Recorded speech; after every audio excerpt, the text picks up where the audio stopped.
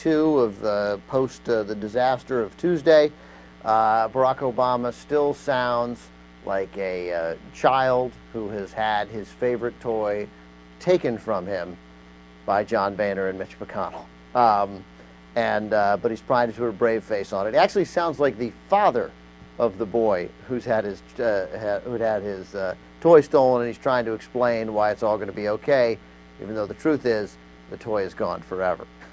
So let's listen to Barack Obama today at the is it today or yesterday at the press conference? Sorry, yesterday at his press conference, talking about how and giving us some little encouragement that maybe he will stand and fight the Republicans who are clearly ready to fight him and not accept his olive branch. Let's start with clip 3.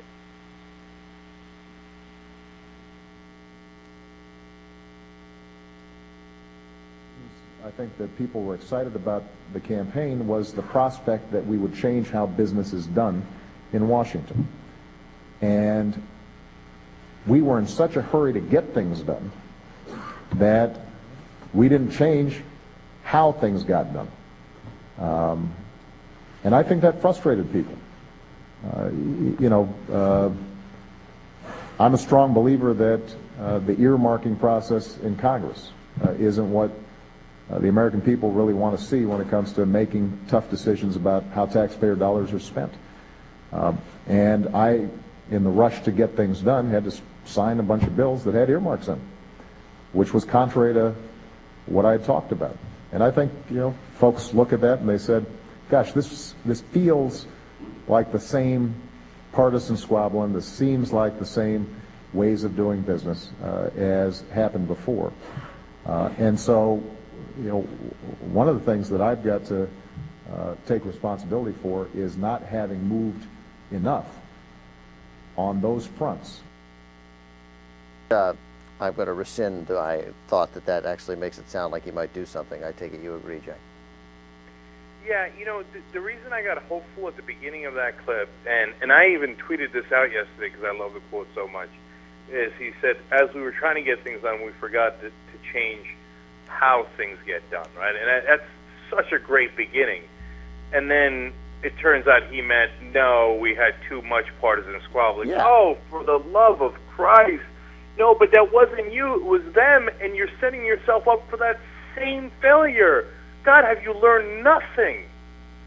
Yeah, I think, and I mean, it would appear, look, we're, unless this is part of some strategy to clearly suggest that the Republicans now have an opportunity to do something, and won't, and we know they won't, that then the administration will be able to point out how obstructionist they are. I suspect that is the plan here. I don't think that that's going to give you the sort of, give many people the aggression and the combativeness for a just cause that we're looking for, but that seems pretty clearly to be the strategy, because they're not dumb, and they don't think they're actually going to work with the Republicans, but they're still trying to take the high ground. And obviously what they're going to come back and say is that these guys have, these guys won't do anything. They've railroaded us. What are we supposed to do? And hope that's going to be enough in 2012. But you know what, Ben? There's two dangers there. One, that's what we thought they were going to do for the last 2 years. At some point, we thought they were going to make that turn at some point, but they never made the turn. And they just kept on going with Republicans, we're trying to reach out to you. And then number two, even if they finally got that message, but they're waiting for an appropriate time to make that turn, after the election results, I would find that logical and normal politics, right, as we've discussed before. But if they wait too long, then they're in trouble again, right? Because then you're going to run into the same problem they ran this time, which is the Republicans got their message out for 2 years, and the Democrats got their message out for just the 2 months before the election, and it proved to be completely not enough. Yeah, I'm not even sure the Republicans had a particular message, but yes, they were certainly talking more aggressively and driving home the point that these guys were, if their message was that these guys are a bunch of crazy socialists, then yes, they got their message out. It's just... No, but Ben, you know what their message is. It's, it's big government is all your problems, because you got all these problems, and the Republicans are great at blaming somebody, right? No, that's whether it's immigrants, Muslims, etc. And they blame the government, and since nobody countered, people were like, I don't know, I guess it's the government. Yeah, sure, all right, I'll vote that way. No, I agree. That's what I was essentially saying. I mean, they're essentially saying the government is run by a bunch of socialists and it's responsible for all your problems.